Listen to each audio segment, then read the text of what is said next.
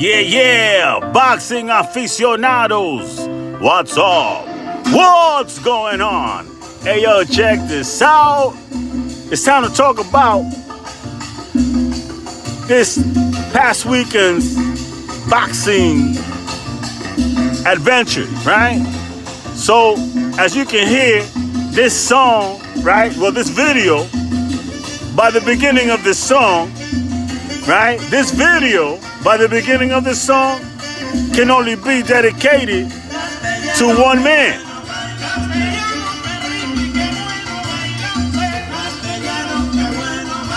That's right, from Cienfuegos, Cuba, my main man, Robeisy Ramirez. Wow, what a performance. What a performance put on by Robeisy Ramirez.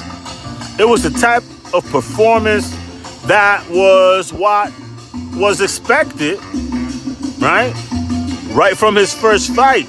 His first fight to versus Adrian Gonzalez, I believe the guy's name was, that ended up shockingly in a loss. But Robeisy Ramirez has reeled off 10 big wins in a row, including, I believe, this will be like the 4th knockout in a row, or he certainly has about 7 knockouts in those 9 wins, or those 10 wins. And he's found himself and his groove and his confidence. He's working with Ismael Salas from Cuba, and what he's developed is a very, very unique blend of sophisticated Cuban boxing, right? An all-out marauding assault on the senses and utter violence. This man loves to inflict punishment. Robeisy Ramirez has a lot of the intangibles that Guillermo Rigondeaux had. He really does. Guillermo Rigondeaux, in his heyday professionally, could really punch. I mean, the guy could really punch, especially at 118. When he was down there, I mean, he was something else. You saw what he did to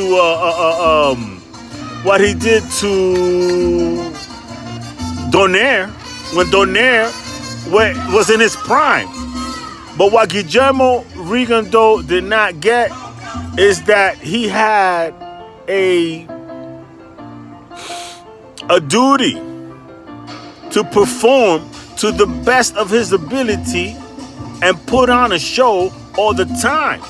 Guillermo Rigondeaux had no inclination to please the crowd. That was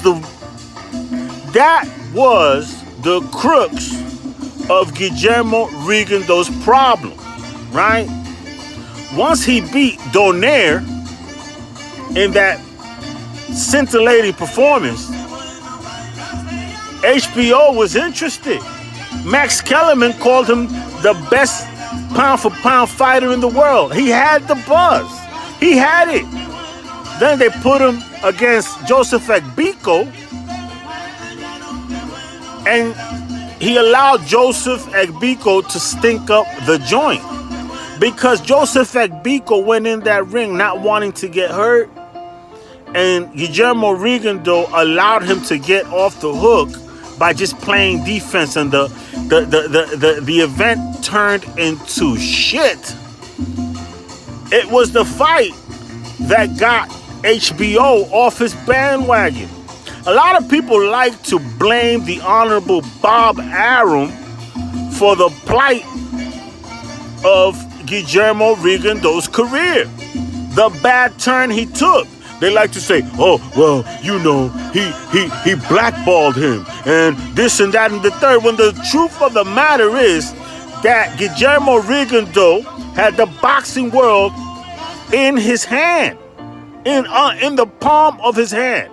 Guillermo Rigondeaux, he had Max Kellerman tooting his horn. He had HBO poised to back him. He had just defeated the prize pet of his promoter, the Honorable Bob Arum at the time. I mean, Bob Arum was grooming Donaire to be the next Pacquiao. And Guillermo, rightfully so, came in and did the deed on Donaire. So he was going to inherit all that buzz. But what did he do? He shit the bed against Joseph Abico, and then he shit the bed on the rest of his career. Robeisy Ramirez is the Rigondeaux. He is the direct opposite of what Guillermo Rigondeaux is. Robeisy Ramirez knows no other way but to inflict punishment and look beautiful doing it. He wants to put Cuban boxing on his back. And believe me, he's in the right weight class to try to do that. Robeisy Ramirez looks like he can carry another 5 pounds and go up to 130. He's a small guy. But in the meantime, he might be poised to take on Navarrete, Emmanuel Navarrete, if Navarrete decides to stay at 126, another couple of fights, and not go up to 130. Robeisy Ramirez this past weekend won 2 lesser belts that poised himself for title shots in the WBA and the WBO. He beat Abraham Nova, who was rated number 4 in the WBO. Robeisy at the time, before this weekend, was rated number 12. And he went up there and got into the ring against Nova, a bigger guy coming down from 130, and knocked him out in scintillating fashion. He put on a show. Then he jumped on the ropes and pounded his chest. And I was there at the Felt Forum, the formerly known Felt Forum, now known as the Hulu Theater. And he had a little following. He had it was a little smattering of Cubans there that were all packed together that came to see him. Maybe it was his entourage. But believe me, it's the type of performance that would garner him a following, especially in the Latino community. When you fight with the Latino machismo and fury that is indicative of the Hispanic culture, right? He is blood, sweat, and tears and balls. He's going to leave it in the ring. And in the ring, he has an awkward style that is reminiscent of some of the things that Rigondeaux used to do. Get low to the ground. He's lefty. He comes in sideways. He has a quick punch, hard left. But Robeisy also comes forward and believes in walking people down. I don't think he would let people off the hook if they would try to stink up a fight like Abico did to Rigo. Like I said, he is the Rigondeaux. I'm very excited about Robeisy Ramirez.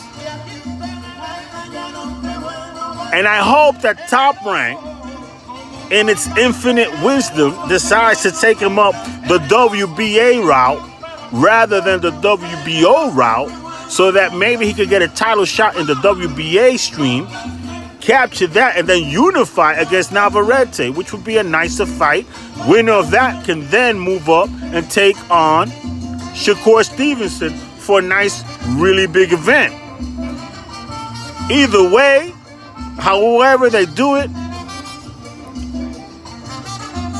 Robeisy Ramirez is now on path to fight Shakur Stevenson within the next year and a half if Shakur Stevenson decides to stay at 130.